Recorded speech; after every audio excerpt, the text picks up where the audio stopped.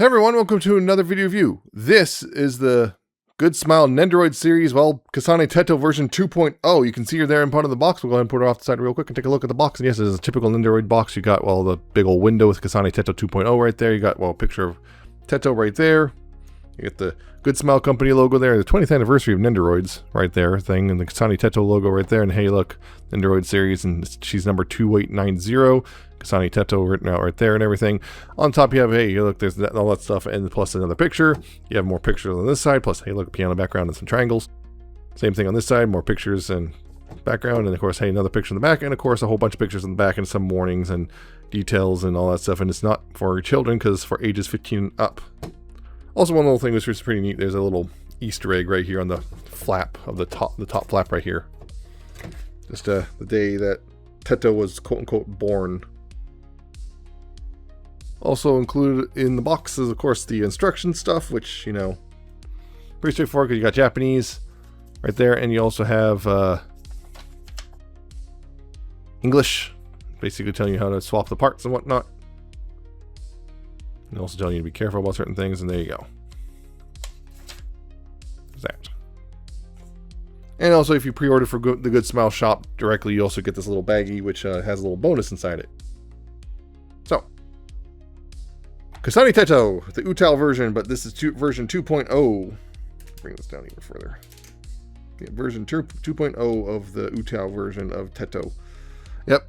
Because, yeah, the original version, version 1.0, had become kind of expensive, to say the least. So, and apparently the Nendoroid stuff, they've been doing this whole 2.0 thing of like a lot of their older Nendoroid releases. I believe one of them was actually the K-On! Girls, and also which one was it? I don't remember. There's another series that they are also doing a 2.0, but yeah, several 2.0 stuff.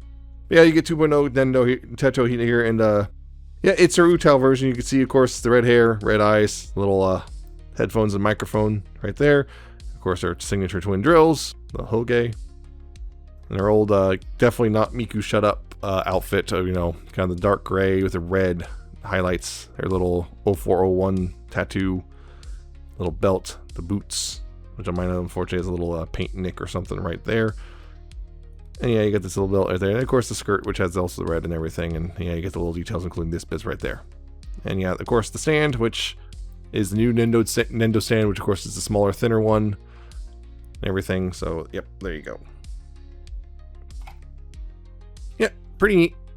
There are some differences from the original 1.0. Hopefully they'll come up later in the video. But yeah, posability wise, she's got pretty typical Nendoroid fare. You know, the head is on a ball joint thing. You got left and right. You got the kind of the tilt joint right there, which kind of lets you move things around a bit. The drills themselves are on the same kind of joint system, so you got the rotation and hinging and everything, and you can adjust the hinge and all that stuff. So you gotta make her look a little different. Right here, of course, you have a swivel on the shoulder. There's a bicep swivel at the sleeve there. There is a wrist swivel at the hand. There is not a swivel in the skirt, but there is a swivel underneath, but it's very limited due to the skirt molding. You do have the legs, can do, you know, rotate and hinge there so that you can put them forward and also hinge them out and whatnot, depending on how you want to do things there. And of course, the stand itself also has multiple hinges, so you can adjust all that stuff, plus a rotation point at the base, and I guess right there too. So yeah, pretty typical Nendoroid stuff. Nothing too amazing there. For accessories, just in case you're like completely unfamiliar with Nendoroids, maybe this might be your first one, or your first one you're thinking about getting. Her height is about 3 3/4 inches, or 9.5 centimeters, and her total weight is 2.5 ounces, or 72 grams, which is pretty much in tune with pretty much most Nendos. But yeah. So stuff which comes with, and I guess one of the first thing I'll do is the Good Smile pre-order bonuses. If you pre-order from the Good Smile shop, you get this special stand, which has a little highlight, you know, little Teto thing, and of course a whole bunch of stuff, words, including like little stats and stuff. Like, yeah, if you look at that little stats, the official stats, like it shows she's 159.5 centimeters tall and everything, which is, I believe, just slightly taller than Miku. And so on and so forth. A whole bunch of, yeah, the numbers around the ring and everything, and of course her birthday, and of course that just works like a typical Nendo stand. Plug there. If you didn't pre-order from Good Smile, you don't get this stand. It's that simple. Granted, it's just a stand, so yeah. And no, I'm not going to give it to any of you. I don't care. Someone was pleading with me in the comments of the last Teto to give me if I would sell them the stand or whatever. I'm like, no, I want to keep it. But regardless, other accessories actually come in the box. You have alternate faces, including, hey, look, there's a winking face, or closed eye excited face, bent arms, both left and right, and one of them has a fist and one of them has a thumbs up.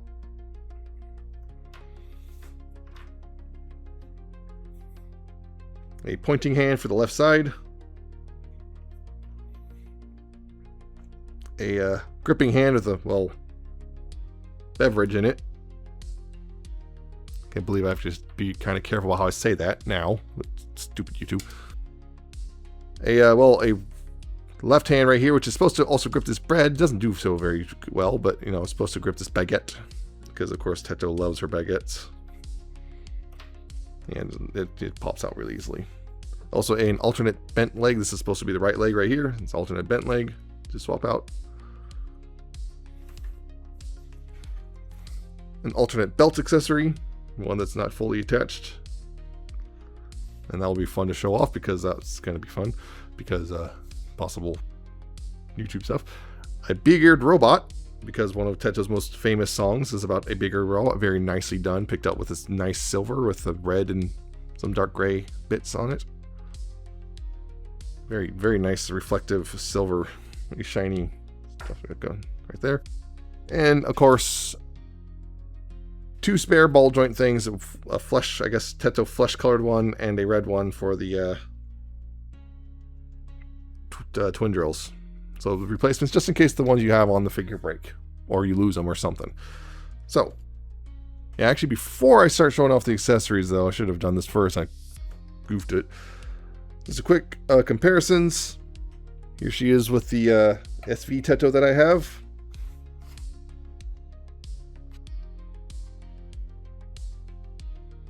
And hopefully, if I do this right and I remember, you'll also see the her next to the original 1.0 release. Just to give you an idea, which are some minor differences, I believe mostly just kind of minor sculpting differences in the clothes. Also different accessories and faces and whatnot, but yeah. There's that. So, accessories, of course, pretty quick and easy. Just, you know, for example, the faces, just pull the hair up, front of the hair off here. Mine is very stiff, very, very snug in there. And of course, pull the face out with it, which that usually doesn't happen, but yeah. Pull the face out with it, and of course, swap out the faces. Put this in.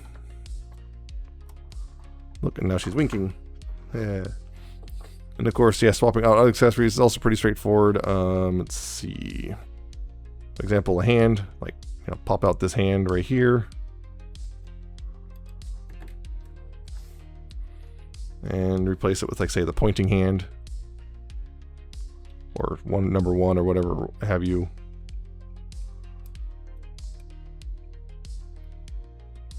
Gotta be careful. I've noticed definitely some of the joints, like I noticed his shoulder joint is very, very loose.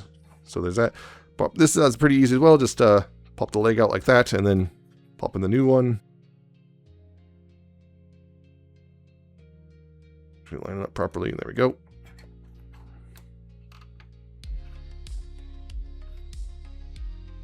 But yeah, of course, yeah. Swapping out this stuff is pretty easy too. Just, you know, popping that off and then popping that on. There you go, a little pose right there. So there's one little pose, and of course, yeah, swapping out the belt thing is a little bit, yeah, you have to pull the pants off, and yeah, you have to pull the legs off, and yeah, don't acknowledge it. Be mature. Yeah, you have to unpeg the belt piece right here, and then peg in the other belt piece on the back right there. And again, this was very tight initially, but it's kind of loosened up a bit. Again, be mature. And there you go. Now the belt is... Now you got the alternate belts on there. It's also, it's kind of the thing is, you know, it's why you can see on this belt, the belt that's right there, you can see the pegs are different sizes. Make sure to pay attention, you know, attach to the right size, otherwise you might kind of create problems. So yeah, if the peg doesn't fit properly, then you've got it bundled on the wrong side. So just remember that. They thankfully made it different sizes so you can tell which way is the correct way. So yeah, there you go. There's a pose, and of course you can do other stuff, you know.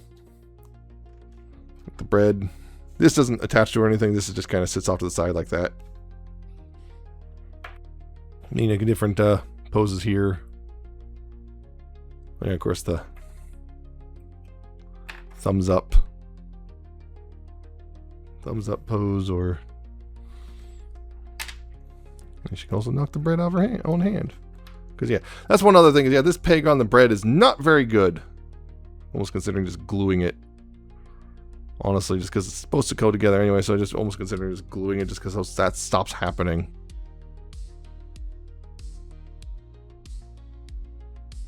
The other thing, yeah, this hand doesn't grip the glass very well. Yeah, definitely some of the pegs are definitely a bit looser than I like. Hasn't been like a lot of the recent Nendoroids I've gotten, which other Nendoroids I've gotten, so a little disappointing that's the case. Is just simply a lot of the stuff is not particularly... It's just really loose, and it's really annoying that. I see, it just keeps popping out, and it's a little annoying. Yeah, that's the kind of everything, pretty much everything. As a whole, yeah. Again, it's just she's weirdly had a lot of loose joints. I don't know what the heck that's about. This is kind of the first time in a while I've seen a Nendoroid with kind of really loose joints. Most of them have actually had pretty solid tight joints, but you know, which you know could be a little bothersome when trying to swap parts. But also, it's like really nice when they they aren't going to fall off easily. But she has a lot of parts that just kind of pop off their pegs really easily. It's a little frustrating. I don't know what that's about. I'm not sure if it's just my copy or if it's a very common problem. I'd have to, people, if you have one and have no problems like I do, please let me know. If you do have the same problems, let me know. Just that's how we learn. Beyond that, also, that's the thing is the price as well. Considering everything in the U.S. with the between the actual retail price and the shipping and the tariffs, which unfortunately now is all going up. She initially, because I pre-ordered her, she initially cost about just about $60, and then they added, and I had to pay another $20 for the tariffs and all the other fees, which brought it up to basically about $80, which seems to be pretty much in line with how much you'll spend. Unfortunately, I know Good Smile Shop has also started cranking up the shipping costs as well for newer orders, so that's going to suck for a lot of people. So just be aware of that. She might be actually, we're at the point where Nendoroids are now going to start costing us closer to like $100. Yay! Which you shouldn't, but they will. That's fun. So yeah, you have to ask yourself if you're willing to spend the $80+ to get a new Teto. That is cheaper, mind you, than the original 1.0 version. And they also released at the same time a re-release of the Synth V version. And apparently they've confirmed we're getting a Voice Peak version. So can get all three official versions of the Teto, not including that weird like Swedish version or whatever, or that other version, But the three main official versions. Yeah, so she's she's pretty good looking. She's got a decent amount of accessories, and you're going to do a lot of poses with her. And she's also fairly compatible with the SV one. You can swap the drills around, by the way, if you really want to. You can do, I believe you can just swap the drills around. Hold on, let me check that. If you really want to, you can do some, yep, it works. So you can do some mix and match if you want, although it is noticeably looser. You can do some mix and match and whatnot, so just so you're aware.